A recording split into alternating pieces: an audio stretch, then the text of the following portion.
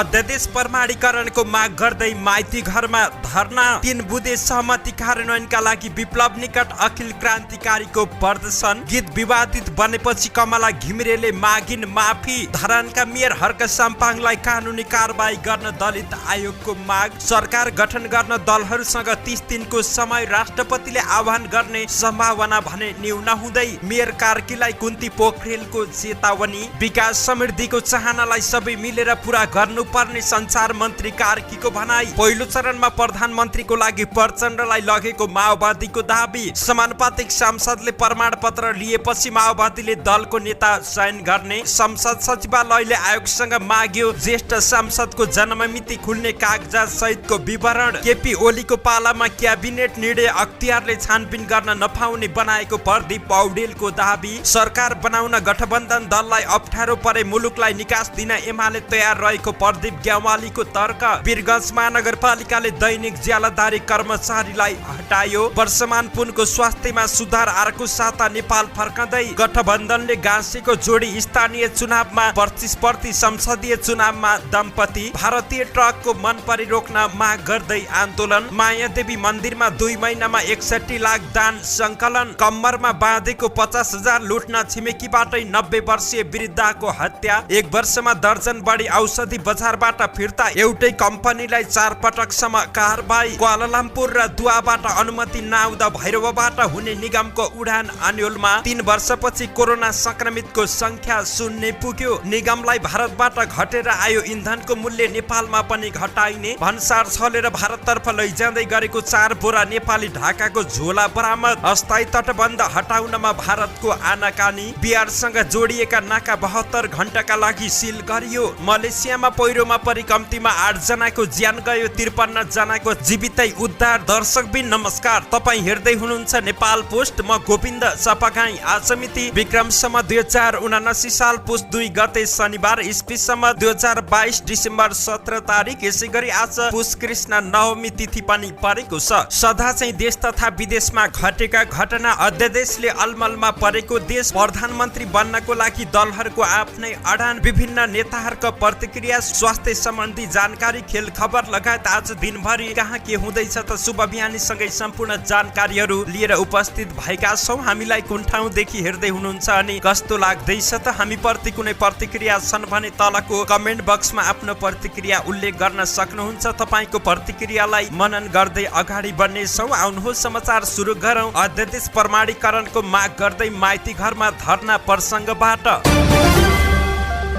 टिकापुर घटनामा जन्मकैदको सजाय भोगिरहेका रेशम चौधरीलाई छुटाउन सरकारले ल्याएको अध्यादेश प्रमाणीकरणको माग गर्दै माइती घर मण्डलामा थारू समुदायले धरना दिएका छन्। सरकारले गत आइतबार टिकापुर घटनामा सजाय भोगिरहेका चौधरीलाई छुटाउने मनसाय सहित मुलुकी फौजदारी कार्यविधि संहिता 2074 को दफा 116 मा संशोधन गर्न अध्यादेश ल्याएको थियो। सोही अध्यादेशलाई छिटोभन्दा छिटो प्रमाणीकरण गर्न माग गर्दै माइती घर मण्डलामा थारू समुदायले धरना गरेका छन्। थारू कल्याणकारिणी सभा र थारूहट थारूवान संयुक्त संघर्ष समितिले आयोजना गरेको धरनामा थारू समुदायसँग सम्बन्धित पार्टी संघ संगठन तथा व्यक्तिहरूको उपस्थिति रहेको थियो। उनीहरूले अध्यादेश अविलम्ब प्रमाणीकरण गरिनुपर्ने र रेशम चौधरी लगायत टिकापुर घटनामा कैदको सजाय भोगिरहेका बन्दीहरूलाई कैदमुक्त गर्नुपर्ने माग गरेका छन्। धरनामा सहभागीहरूले अध्यादेश संवैधानिक रूपमा आएको भन्दै छिटोभन्दा छिटो प्रमाणीकरण हुनुपर्नेमा जोड दिएका छन्। धरनामा उपस्थितहरूले न्याय देऊ, रेशम चौधरीलाई बाहिर ल्याऊ, मानवताको अधिकार हाम्रो पनि बराबर, रेशमवाद जिन्दाबाद, हाम्रो देश हाम्रो अध्यादेश, जनताको लागि लडेको जेलमै सड्नु परेको चर्चित नेता गगन धनगढीमा के बोल्या थियौ भन्न लगायतका पेले कार्ड बोकेका थिए। नेत्र विक्रम चन्द विप्लव नेतृत्वको नेपाल कम्युनिस्ट पार्टीले 3 बुँदे सहमति कार्यान्वयनका लागि दबाब दिन भन्दै विरोध प्रदर्शन गरेको छ। सरकारले आफूहरूसँग गरेको 3 बुँदे सहमति कार्यान्वयन नगरेको भन्दै नेकपाले हिजो शुक्रबारदेखि चरणबद्ध आन्दोलन सुरु गरेको छ। आन्दोलनको पहिलो दिन हिजो शुक्रबार पार्टी निकट विद्यार्थी संगठन अखिल क्रान्तिकारीले काठमाडौँको माइती घरमा प्रदर्शन गरेका थिए। प्रदर्शनमा सहभागीहरूले 3 बुँदे कार्यान्वयन गर, आस्थाका बन्दी रिहाई गर लगायतका नारा लगाएका थिए। प्रदर्शनमा अखिल अखिल क्रान्तिकारी महासचिव ललित विकले विभिन्न देशी विदेशी षड्यन्त्रकारी बीच सरकारले आफूसँग गरेको सहमति कार्यान्वयन गर्न नखोजेको आरोप लगाएका छन्। उनले नेपाली जनताको शान्तिको पक्षमा नेकपासँग भएको सम्झौता तत्काल कार्यान्वयन गर्न माग गरेका छन्। 3 बुँदे कार्यान्वयनका लागि नेकपाले पुस 2 गते कोण सभा, 3 गते जिल्ला सदरमुकाम र मुख्य शहरमा अन्तर्क्रिया, 4 गते देशैभर मसाल जुलुस गर्ने सो पार्टीले जानकारी दिएको छ। बाल गायिका कमला घिमिरेले आफ्नो पछिल्लो लाइभ दोहोरी गीत विवादस्पद र आलोचित बनेपछि माफी मागेकी छिन्। सुमन परियारसँग मिलेर गाएको उक्त गीत अहिले सामाजिक सञ्जालमा विवादले घेरिएको छ। जबरजस्ती करणी बारेका हालैका 2 घटनालाई व्यङ्ग्य गर्दै गाइएको उक्त गीतले पीडितलाई थप पीडा थप्ने किसिमले कम्पोज भएको आरोप कतिपयको रहेको छ। फेसबुक मार्फत गायिका घिमिरेले बहिनी र छोरी सम्झेर आफूलाई माफी दिन आग्रह गरेकी छिन्। उनी लेख्छिन्, कुनै प्लान गरेर डलरकै लागि भनेर सोचेर सम्झेर स्क्रिप्ट तयार पारेर कसैलाई बर्बादै पार्ने गरी गाइएको गीत होइन। उक्त गीत आफ्नै रचनामा गाएको पनि उनले स्वीकार गरेकी छिन्। कतिपय दोहोरी कलाकारले उक्त गीतको स्क्रिप्ट अरू कसैले लेखेको हुन सक्ने अनुमान पनि गरेका थिए। उनी लेख्छिन्, यसबाट पर्न गएको असरप्रति हृदयबाटै माफी माग्न चाहन्छु। सानी बहिनी सम्झिएर माफ गरिदिनु होला। आइन्दा यस्तो गल्ती हुँदैन। अब उपरान्त गीत गाउँदा एकदम ख्याल राख्नेछु। सधैँ हजुरहरूकै प्रिय बन्न पाऊँ, गीत सङ्गीतमै रम्न पाऊँ, कहीँ कतै बिराएछु भनी सल्लाह सुझाव दिनुहोला उनले लेखेकी छिन्।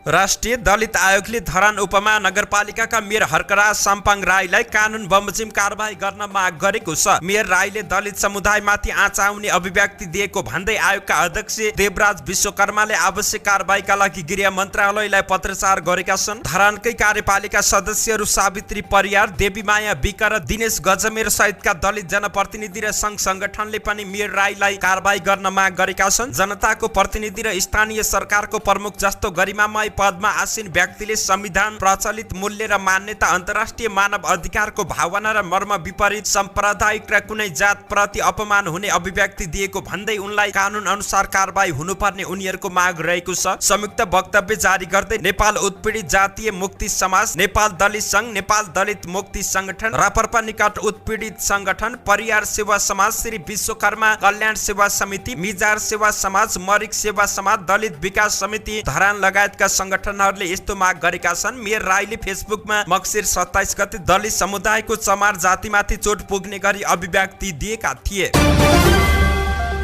निर्वाचन आयोगले राष्ट्रपति विद्यादेवी भण्डारीलाई प्रतिनिधि सभाको मत परिणाम बुझाएसँगै सरकार गठनका लागि दलहरूले 30 दिनको समय पाएका छन्। संविधानको धारा 76 को 1 मा निर्वाचन बहुमत प्राप्त गर्ने दलको नेतालाई राष्ट्रपतिले प्रधानमन्त्री नियुक्ति गर्ने व्यवस्था रहेको छ। यसपटकको निर्वाचनमा कुनै पनि दलले बहुमत प्राप्त गर्न सकेका छैनन्। एउटा पनि दलको बहुमत नभएकाले यसपटक संविधानको धारा 76 को 2 अनुसार प्रधानमन्त्री बन्ने अवस्था सिर्जना भएको छ। धारा 76 को 2 मा प्रतिनिधि सभामा कुनै पनि दलको स्पष्ट बहुमत नरहेको अवस्थामा प्रतिनिधि सभामा प्रतिनिधित्व गर्ने 2 वा 2 भन्दा बढी दलहरूको समर्थनमा बहुमत प्राप्त गर्न सक्ने प्रतिनिधि सभाको सदस्यलाई राष्ट्रपतिले प्रधानमन्त्री नियुक्ति गर्ने उल्लेख रहेको छ। संविधानले नै यसरी 2 भन्दा बढी दलहरूले सरकार गठनका लागि राष्ट्रपति समक्ष 30 दिन भित्र दाबी गर्नुपर्ने व्यवस्था गरेको छ। संविधानको धारा 76 को उपधारा 3 ले निर्वाचन परिणाम घोषणा भएको 30 दिन भित्र उपधारा 2 बमोजिमको सरकार गठन गर्नुपर्ने समय तोकेको हो। अन्यथा उपधारा 3 बमोजिम सबैभन्दा बढी सिट प्राप्त गर्ने दलको नेता प्रधानमन्त्री चुनिने व्यवस्था रहेको छ। निर्वाचन आयोगले बिहीबार मक्सिर 29 गते राष्ट्रपतिलाई निर्वाचन परिणाम बुझाइसकेको छ। यो सँगै सरकार गठनको काउन्टडाउन सुरु भएको हो। राष्ट्रपति भण्डारीले सरकार गठनका लागि दलहरूलाई आह्वान गर्ने सम्भावना भने न्यून हुँदै गएको छ। राष्ट्रपति कार्यालयले नयाँ सरकार गठनमा राष्ट्रपतिको भूमिका के हुन्छ भन्ने बारे अहिले छलफल गरिरहेको छ। राष्ट्रपति कार्यालयका प्रवक्ता सहसचिव सागर आचार्यले सरकार गठनको प्रक्रिया बारे राष्ट्रपति कार्यालयमा परामर्श भइरहेको बताएका छन्। संविधानमा कहीँ पनि राष्ट्रपतिले नयाँ सरकार गठनका लागि आह्वान गर्ने कुरा स्पष्ट भनेको छैन। अब कसरी अघि बढ्ने भन्ने बारे हामी कानुन विज्ञसँग छलफल गरिरहेका छौँ, आचार्यले भने। 2074 को चुनाव पछिको नेकपा एमाले र नेकपा माओवादी केन्द्रले सरकार गठन गर्ने दाबी राष्ट्रपति समक्ष गरेको नजिर यसपालि पनि अपनाउने हो कि भनेर हामीले आचार्यलाई सोधेका थियौं। जवाफमा उनले भने, अघिल्लो पटक के भएको हो भन्दा पनि संविधान अनुसार के गर्ने भन्ने बारे छलफल भइरहेको छ। 2074 साल फागुन 3 गते नेकपा एमालेका अध्यक्ष तथा प्रतिनिधि सभा सदस्य केपी शर्मा ओलीले प्रधानमन्त्रीको दाबी गर्दै एमाले र माओवादी केन्द्रको समर्थनको पत्र दिएका थिए। राप्रपाकी केन्द्रीय सदस्य एवं काठमाडौँ क्षेत्र नम्बर 2 प्रतिनिधि सभा उम्मेद्वारको प्रतिस्पर्धी कुन्ती पोखरेलले कागेश्वरी मनोहरा नगरपालिकाका मेयर उपेन्द्र कार्कीले आफू विरुद्ध भरम छारेको आरोप लगाएकी छिन्। हिजो शुक्रबार पोखरेलले एक विज्ञप्ति जारी गर्दै गत मक्सिर 28 गते कागेश्वरी मनोहरा नगरपालिकाका मेयर कार्कीले पत्रकार सम्मेलन गरी साँखु थली सडक खण्ड निर्माण सम्पन्न हुनै लाग्दा पोखरेलले स्थानीयवासीलाई उकासी अवरोध गरेको भनी भ्रामक समाचार सम्प्रेषण गरेको भन्दै आपत्ति जनाएकी छिन्। उनले नगरवासीको उत्तरदायित्वलाई नगरपालिकाले ख्याल नगरेकोले नगरपालिकामा तालाबन्दी गरिएको स्पष्ट पारेकी छिन्। पोखरेलले विज्ञप्तिमा भनेकी छिन् वर्षौंदेखि सडक निर्माण नभई स्थानीयहरू सडकको कारण कष्टकर यात्रा गर्न बाध्य भई पीडित बनेकाले सो सडक अविलम्ब कालोपत्री हुनुपर्दछ भने स्थानीयवासीले गरेको आन्दोलनमा मैले आम नागरिकको हैसियतले सम्बन्धित निकायलाई जवाब दिन आम स्थानीयवासीहरूले नगरपालिका प्रमुखज्यू र वडा प्रतिनिधिहरू सडक विभागमा जाउँ भनी पटक पटक अनुरोध गर्दा व्यवस्था गरी नगरवासी प्रतिको उत्तरदायित्वलाई ख्याल नगरेको हुनाले बाटो निर्माणका लागि नगरपालिकाको कार्यालयमा तालाबन्दी गरेका हौं। उनले सो दबाब दिएपछि त्यसको भोलिपल्टबाट काम सुरु हुनु जनताको दबाबको उपलब्धिको रूपमा रहेको उल्लेख गरेकी छिन्। उनले सरकारवाला निकायलाई दबाब सिर्जना नगरिन्जेल किन काम सुरु भएन भन्दै प्रश्न समेत गरेकी छिन्। उनले मक्सिर 22 गतेबाट सुरु भएको स्थानीय बासिन्दाहरूको विरोध र सो विरोधको व्यवस्था भइरहेको सन्दर्भमा दैनिक कामकाज भन्दा बाटो निर्माणको लागि थप दबाब सिर्जना गर्नका लागि आफू लगायत स्थानीय वासीहरूको संयुक्त उपस्थितिमा नगरपालिकामा ताला लगाएको स्पष्ट पारेकी छिन्।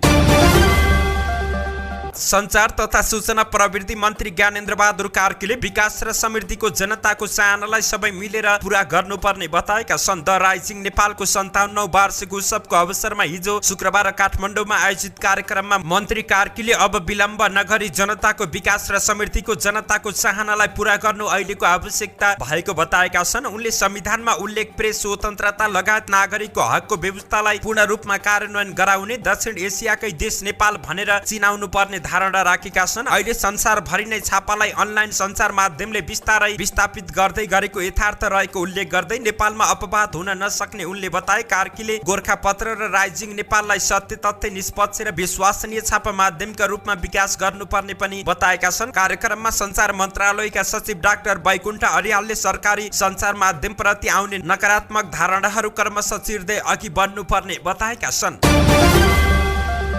नेकपा माओवादीले आलोपालो सरकारको नेतृत्व गर्ने गरी जनमत आएको भन्दै पहिलो चरणको सरकारको नेतृत्व आफूले पाउनुपर्ने दाबी गर्दै आएको छ। माओवादी केन्द्रका महासचिव देव गुरुङले अब प्रधानमन्त्री अध्यक्ष पुष्पकमल दाहाल प्रचण्ड नै बन्नुपर्ने भन्दै घुमाउरो अभिव्यक्ति दिएका छन्। हिजो सोमबार डबलीमा आयोजित कार्यक्रममा उनले बृहत शान्ति सम्झौताका हस्ताक्षरकर्ता मध्येका प्रचण्ड प्रधानमन्त्रीका दावेदार भएको संकेत गरेका छन्। बृहत शान्ति सम्झौताका हस्ताक्षरकर्ता यो परिवर्तनको सम्भाग हुन्, मुलुकको अभिभावक हुन्। गिरिजा प्रसाद कोइराला यति बेला हुनुहुन्न, एउटा सिङ्गो प्रचण्ड मात्रै बाँकी रहेका छन्। संकट पर्दाको अवस्थामा स्टेटमेन्टसिप लिएका पात्रहरू अघि बढ्ने कि नबढ्ने भन्ने प्रश्न रहेको छ। यो अवस्थामा मुलुकको अभिभावकको रूपमा रहेको, यो व्यवस्थाको प्रस्तावकको रूपमा रहेको, मुलुकको व्यवस्थाको संरक्षकको रूपमा रहेको नेतृत्व अघि बढ्ने कि नबढ्ने भन्ने प्रश्न रहेको छ। उनले मुलुकमा संकट पैदा भएका बेला मुलुकका अभिभावक अघि बढ्नुपर्ने बताएका छन्। च्यालेन्ज फेस गर्न माओवादी चिन्तन दृष्टिकोण हुनुपर्ने उनको भनाइ रहेको छ। मुलुकमा संकट पैदा भएको छ, नर्मली रूपले पनि संकट अबको च्यालेन्ज फेस गर्न माओवादी चिन्तन दृष्टिकोणबाट अघि बढ्नुपर्छ गुरुङले भने। यसैगरी नेकपा माओवादी केन्द्रले समानुपातिक निर्वाचन प्रणालीबाट निर्वाचित सांसदहरूले प्रमाणपत्र लिएपछि मात्रै संसदीय दलको नेता चयन गर्ने भएको छ। पहिलो हुने, निर्वाचित हुने र समानुपातिक निर्वाचन प्रणालीबाट निर्वाचित सांसदको टुङ्गो लागिसकेको भए पनि समानुपातिक सांसद निर्वाचित भएको प्रमाणपत्र लिएपछि मात्र दलको नेता चयन गर्ने माओवादीले तयारी गरेको छ। माओवादीको पार्टी कार्यालयका मुख्य सचिव श्रीराम ढकालले अन्य दलमा जस्तो संसदीय दलको नेता चयनमा विवाद नभएको र समानुपातिक तर्फबाट निर्वाचित सांसदले आधिकारिक प्रमाणपत्र पनि नलिएको अवस्थामा दलको नेता चयनमा हतारो नगरिएको दावी गरेका छन्। निर्वाचन आयोगले यही पुस 3 गते प्रतिनिधि सभामा समानुपातिक तर्फका सांसदहरूलाई निर्वाचित भएको प्रमाणपत्र दिने तयारी गरेको छ। संसदीय दलको नेतामा अध्यक्ष पुष्पकमल दाहाल प्रचण्ड नै चयन हुनेमा माओवादी भित्र एकमत रहेको उनको भनाइ रहेको छ। पहिला निर्वाचन आयोगले आधिकारिक प्रमाणपत्र दिएपछि हामी दलको नेता चयन गर्नेछौँ उनले भने। दलको नेता चयनलाई लिएर हाम्रो पार्टीभित्र कुनै विमति रहेको छैन। गत मक्सिर 4 गते सम्पन्न प्रतिनिधि सभाको निर्वाचनमा प्रत्यक्षतर्फ माओवादी केन्द्रका 18 र समानुपातिक तर्फ 14 सांसद निर्वाचित भएका छन्।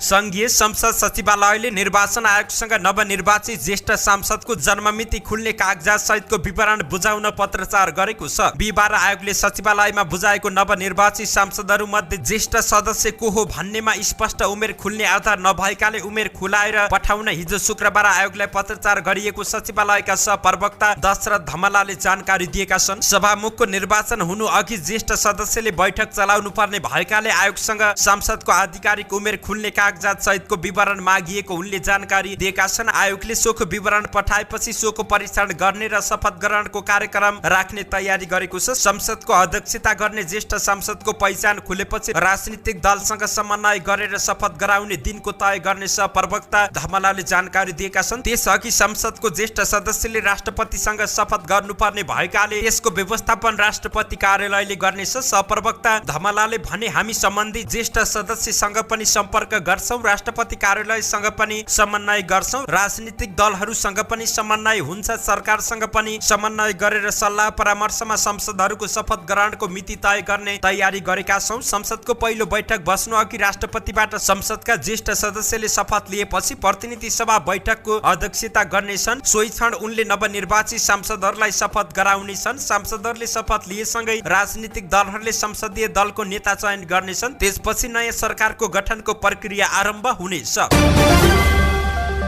नेपाली कांग्रेसका युवा नेता प्रदीप पौडेलले एक छाक मासु भातमा मत बिकेको बताएका छन्। हिजो शुक्रबार काठमाडौँमा आयोजित एक कार्यक्रममा बोल्दै शहरी क्षेत्रका जनतासँग सचेतना भए पनि शहर बाहिर गएपछि एक छाक मासुमा मत बिक्ने गरेको बताएका छन्। उनले भने चुनाव असाध्यै धेरै खर्चिलो भयो, पैसा हुनेले मात्र चुनाव जित्ने भयो भन्नुको अर्थ एजेन्डाले मात्रै चुनाव नजितिने रहेछ। उम्मेदवारले कति खर्च गर्न सक्ने त्यसको आधारमा मत पाउने स्थिति भयो, खर्च बढेको छ। खर्च गरेर चुनाव जितेकाले खर्चभन्दा दोब्बर तेब्बर उठाउनतिर लागेपछि भ्रष्टाचार बढेको उनले बताएका छन्। नीति निर्माण गर्ने मान्छेले कमाउनतिर लाग्यो भने नीतिगत भ्रष्टाचारलाई संस्थागत गर्नतिर लाग्छ। केपी ओलीजीको नेतृत्वमा सरकार बन्यो उनले भने। त्यो सरकारको मन्त्री परिषदले गरेको निर्णयमाथि अख्तियारले छानबिन गर्न पाउने छैन अनि मन्त्रीहरूले आफ्नो स्तरबाट निर्णय गराउँदा अख्तियारले छानबिन गर्ने भएकाले क्याबिनेटमा लगेर निर्णय गराए। नीतिगत भ्रष्टाचार रोक्न सक्नुपर्ने बताए उनले। विकास भएर मात्रै नहुने उल्लेख गर्दै दिगो हुनुपर्ने भनाइ राखेका छन्। उनले राजनीतिले पात्र प्रवृत्ति र एजेन्डाको परिवर्तन खोजेको बताएका छन्। नामी कलेजका विद्यार्थीहरूले आयोजना गरेको कार्यक्रममा पौडेलले गरेको दाबी भने गलत देखिएको छ। मन्त्री परिषदका निर्णय अख्तियारले छानबिन गर्न नपाउने, निर्णय अख्तियार दुरुपयोग र भ्रष्टाचार निवारण ऐनमा व्यवस्था रहेको छ। यो ऐन तत्कालीन प्रधानमन्त्री शेरबहादुर देउवाको पालामा तत्कालीन गृहमन्त्री खुमबहादुर खड्काले संसदमा पेश गरेको विधेयकबाट पारित भएको थियो। सोही व्यवस्थाका कारण बालुवाटारको जग्गा सम्बन्धी मुद्दामा अख्तियारले तत्कालीन प्रधानमन्त्री माधव कुमार नेपाल र डाक्टर बाबुराम भट्टराई बाहेक अरूमाथि मुद्दा चलाएको थियो। प्रधानमन्त्री माथि पनि मुद्दा चलाउन माग गर्दै वरिष्ठ अधिवक्ता बालकृष्ण न्यौपानेले दायर गरेको रिटमाथि सुनवाई सकिएर फैसला गर्ने बेलामा प्रधान न्यायाधीश चोलेन्द्र शमशेर जबरामाथि सत्ता गठबन्धनले महाअभियोगको आरोप लगाएको थियो। वीरगञ्ज महानगरपालिकाले दैनिक ज्यालादारीमा कार्यरत कर्मचारीलाई सेवाबाट हटाएको छ। बिहिबार महानगरपालिकाले एक सूचना जारी गर्दै महानगरपालिकाको कार्यालय र यस अन्तर्गतका वडा कार्यालय, स्वास्थ्य केन्द्र र स्वास्थ्य चौकीमा दैनिक ज्यालादारीमा कार्यरत कर्मचारीलाई पुस 1 गते शुक्रबारदेखि सेवाबाट हटाएको उल्लेख गरेको छ। महानगरका प्रमुख प्रशासकीय अधिकृत लक्ष्मी प्रसाद पौडेलको हस्ताक्षर रहेको सूचनामा महानगरपालिकाको नगर कार्यालय पालिकाको मक्सिर 26 गतेको निर्णय अनुसार महानगरपालिकाको कार्यालय, यस मातहतका सबै वडा कार्यालय, स्वास्थ्य केन्द्र र स्वास्थ्य चौकीमा दैनिक ज्यालादारीमा कार्यरत बारुण यन्त्र शाखा र नगर प्रहरी बाहेक अरू सबै कर्मचारीलाई पुस 1 गतेबाट लागू हुने गरी ज्यालादारी सेवाबाट हटाइएको बेहोरा उल्लेख रहेको छ। गत स्थानीय तहको निर्वाचनबाट निर्वाचित नयाँ जनप्रतिनिधिहरू आएपछि महानगरपालिकाले दैनिक ज्यालादारीमा 450 जना भन्दा बढी कर्मचारीलाई नियुक्त गरेको थियो। महानगरका प्रशासन महाशाखा प्रमुख रामकुमार कुशवाहाले लक्षित काम सकिएसँगै दैनिक ज्यालादारीमा कार्यरत कर्मचारीको समय अवधि नथपिएको बताएका छन्। चीनमा उपचाररत नेकपा माओवादी केन्द्रका उपमहासचिव वर्षमान पुन अनन्तको स्वास्थ्यमा सन्तोषजनक सुधार देखिएको छ। स्वास्थ्यमा सुधार भएपछि उनी अर्को साता नेपाल आउने भएका छन्। वंशाणुगत जन्डिसबाट पीडित पुन चुनावी धपेडीका कारण रोग बल्झिएपछि गत 16 मक्सिरमा नेपाली चिकित्सकहरूको परामर्शमा फलोअप उपचारका लागि चीन गएका थिए। पुन सेन्जेन स्थित थर्ड पिपुल्स अस्पतालमा उपचार गराइरहेका छन्। पुनमा भएको रोगमा चिकित्सकीय भाषामा सिग्लर नाजार नाइभ टु सिन्ड्रोम भनिन्छ। पुन पत्नी समेत रहेकी पूर्व सभामुख एवं माओवादी स्थायी समिति सदस्य ओन्सरी घरतीले स्वास्थ्यमा राम्रो सुधार भएको जानकारी दिएकी हुन्। घरतीका अनुसार पुनको शरीरमा हाल जन्डिसको मात्रा 20 बिन्दुमा झरेको छ। गत वैशाखमा भएको स्थानीय तह निर्वाचनमा दैलेखको चामुण्डा बिद्रासैनी नगरपालिकाको मेयरमा प्रतिस्पर्धा गरेका गणेश कुमार साई र मनिषा कार्की विवाह बन्धनमा बाँधिएका छन्। एकअर्का विरुद्ध चुनावी मैदानमा उत्रिएका साई र कार्की जीवनको मैदानमा भने एकै ठाउँमा उभिएका छन्। स्थानीय चुनावमा कार्की नेकपा एकीकृत समाजवादीबाट मेयरकी प्रत्याशी बनेकी थिइन्। साई भने नेपाली कांग्रेसबाट मेयरका प्रत्याशी रहेका थिए। चामुण्डा नगरपालिका सत्ता गठबन्धनले भागभण्डा गर्दा नेकपा यसको भागमा परेको थियो, तर यसको जनमत कमजोर भएको र आफूहरू बलियो भएका कारण दैलेख कांग्रेसले मित्रवत प्रतिस्पर्धा गर्ने भन्दै साईलाई अगाडि सारेको थियो। यसपछि सत्ता गठबन्धनकै कार्की र साईको प्रतिस्पर्धा पक्का भएको थियो, तर चुनावी नतिजा आउँदा कार्की 135 मत मात्र ल्याएर पाँचौं भइन्। साई 4070 मतका साथ निर्वाचित भए। कार्की र साई स्थानीय चुनाव अघिसम्म अपरिचित रहेका थिए। उनीहरूको पहिलो भेट चुनाव अघि गठबन्धनको बैठकमा भएको थियो। उक्त बैठकले मित्रवत प्रतिस्पर्धा गर्दै एक्लै एक्लै लड्ने निर्णय गर्यो। त्यसपछि दुवैजना छुट्टिएर आफ्नो प्रसारमा होमिए। चुनाव सकियो, साईले जिते। कार्की काठमाडौँ फर्किन्। दुवै बीच कुनै सम्पर्क र भेटघाट भएन, तर दुवैको दोस्रो भेटको संयोग गएको प्रतिनिधि सभाको निर्वाचन भइदियो। प्रतिनिधि सभाका लागि दैलेखबाट नेकपा यसका अमरबहादुर थापाले टिकट पाए। आफ्नो नेता जिताउन कार्की दैलेख पुगिन्। कार्कीको भेट चुनाव प्रसारका क्रममा साईसँग भयो। कार्की भन्छन्, उहाँलाई मैले स्थानीय तहमा चिनेको हो, त्यसपछि प्रत्यक्ष भेट भएर गफ भएको थिएन। दुवै सामाजिक रूपमा केही गर्नुपर्छ भनेर हिँडेकाले प्रतिनिधि सभाको निर्वाचन ताका फेरि भेट भयो। जम्मा 7 दिनमै हामी प्रेममा पर्यौं र विवाह गर्यौं। एकअर्काका लागि बुझ्न सहज भएकाले 7 दिनमा विवाहको निर्णयसम्म पुगेको कार्कीको भनाइरहेको छ। उनीहरूले गएको कार्तिक 28 गते विवाह गरेका थिए, तर फरक विचारधारा र फरक पार्टीमा सक्रिय रहेका दुवैको अबको राजनीतिक यात्रा एकै संगठनबाट हुने कि पुरानै संगठनबाट हुने भन्ने बारे निर्णय गरि नसकेको कार्कीले बताएकी छिन्। कार्कीका अनुसार यस प्रश्नको उत्तर दिने बेला आइ नसकेको र विवाह गर्ने निर्णय आफ्नो अचानक भएको बताएकी छिन्। मनपरी रूपमा तौल लोड गरेर भारतीय ट्रकलाई मुलुकभरि ढुवानीमा छुट दिएको विरोधमा ट्रक व्यवसायी आन्दोलित बनेका छन्। मुलुकभित्र नियम अनुसार नेपाली ट्रकले ढुवानी गर्न पाउनुपर्ने माग राख्दै हिजो शुक्रबार व्यवसायीले रूपन्देहीमा प्रदर्शन गरेका छन्। भारतीय ट्रकले नियमले तोकेको भन्दा तेब्बर तौल बोकेर मुलुकभरि ढुवानी गरिरहेको जनाउँदै ट्रक यातायात व्यवसायीका संस्थाले हिजो शुक्रबार रूपन्देहीको बेलहिया नाकामा प्रदर्शन गरेका हुन्। बेलहिया नजिकै बाइपासमा रहेको ट्रक पार्किङ स्थलबाट नाराबाजी गर्दै व्यवसायी र्यालीले नाका स्थित भन्सार कार्यालयको गेटमा पुगेर विरोध सभा गरेको थियो। कानून विपरीत भारतीय ट्रकले गरिरहेको अधिक भार वहनले नेपाली व्यवसायी मर्कामा परेको उल्लेख गर्दै उनीहरूले नियन्त्रणका लागि दबाब दिएका छन्। गौतम बुद्धको जन्मस्थल लुम्बिनीको मायादेवी मन्दिरमा 2 महिनामा दान बापत 61 लाख भन्दा बढी रकम संकलन भएको छ। लुम्बिनी विकास कोषले 5 दिन लगाएर हिजो शुक्रबार सकाएको दान पेटिकाको भेटी गणनामा 61,20,806 रुपियाँ रकम संकलन भएको छ। आन्तरिक र बाहिरी पर्यटकको संख्या वृद्धि भएसँगै मायादेवी मन्दिरमा राखिएका दान पेटिका छिट्टै भरिन थालेको लुम्बिनी विकास कोषका कोषाध्यक्ष ढुण्डीराज भट्टराईले जानकारी दिएका छन्। अघिल्लो पटक 3 महिनामा एक पटक गणना गरिएकोमा यसपटक दानपात्र छिट्टै भरिएकाले 2 महिना नपुग्दै गणना सुरु गरिएको हो। गत असोज 30 गते गरिएको भेटी गणनामा 27,18,000 दान बापत रकम संकलन भएको थियो।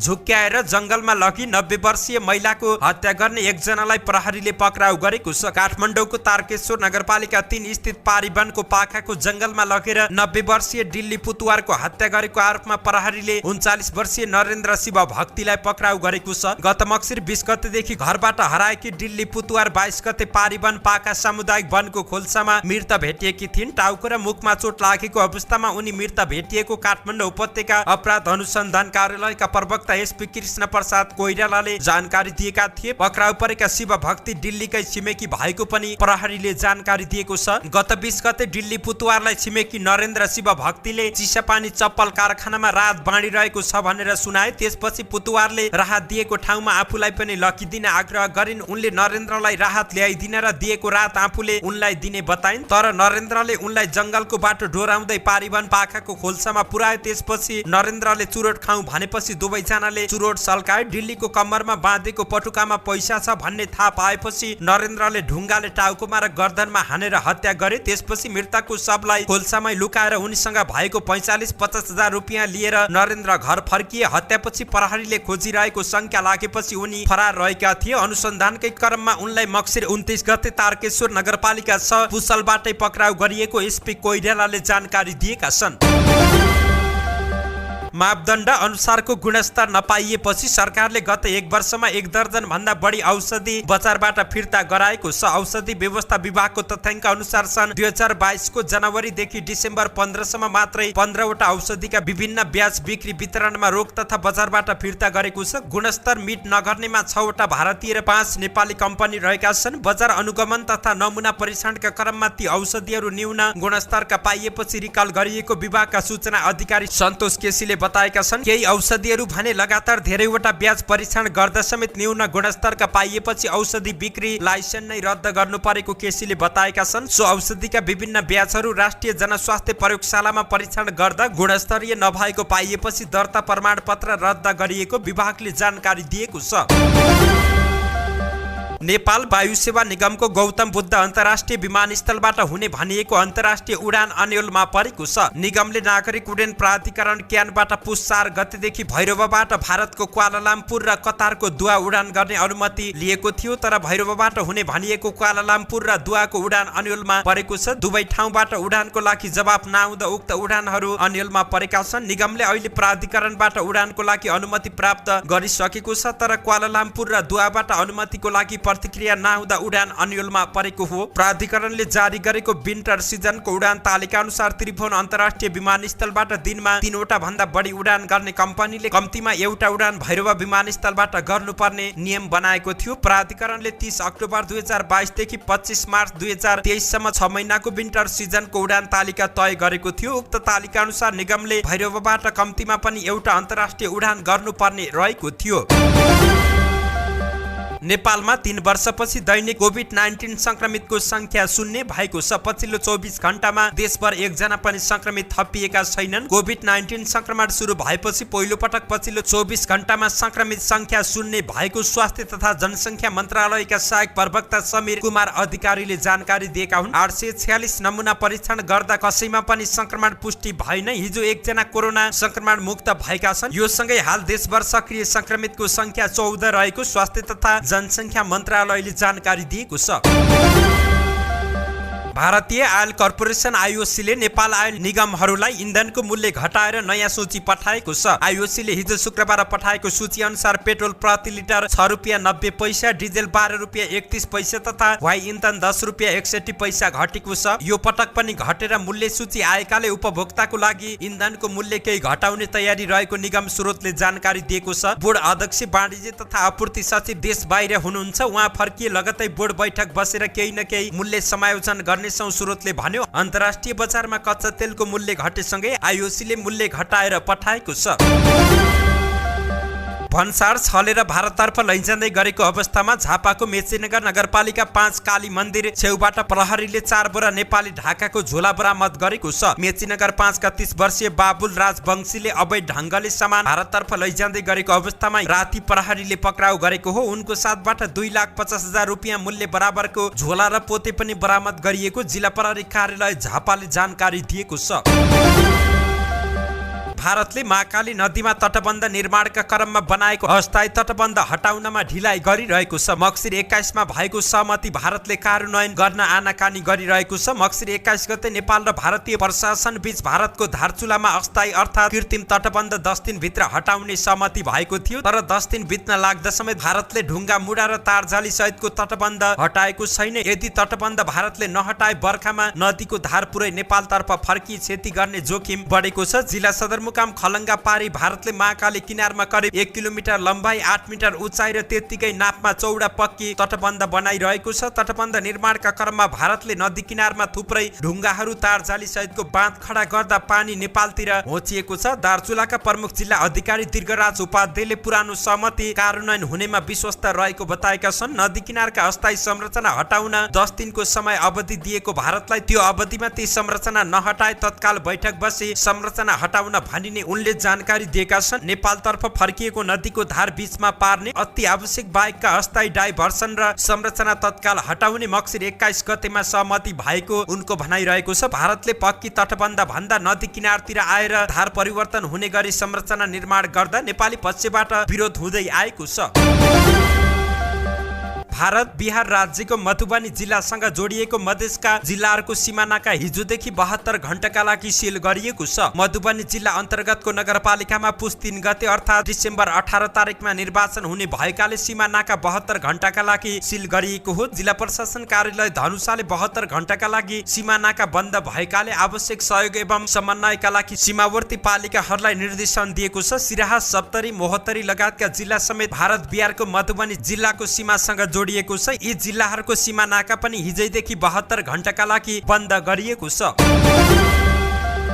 मलेसियाको राजधानी क्वालालम्पुर नजिकै हिजो बिहान ठूलो पहिरो गएको छ। सेलानगोर राज्यको एउटा शिविरमा पहिरोमा परेर कम्तीमा 8 जनाको ज्यान गएको बीबीसीले जानकारी दिएको छ। अहिलेसम्म पुरिएका मध्ये 53 जनाको जीवितै उद्धार गरिएको छ। केही मानिस बेपत्ता रहेका र उनीहरूको खोजी भइरहेको राजधानीबाट 50 किलोमिटर उत्तरमा रहेको बटाङकाली सहरको फार्मस्टे क्षेत्रमा पहिरो गएको हो। मलेसियाको राष्ट्रिय प्रकोप व्यवस्थापन निकायका अनुसार सडक छेउमा रहेको एक अर्गानिक फार्ममा शिविरका रूपमा उनीहरूलाई राखिएको थियो। पहिरो जानुको कारण भने खुलेको छैन। धन्यवाद। यस्तै ताजा समाचारको लागि नेपाल पोस्ट हेर्दै गर्नुहोला।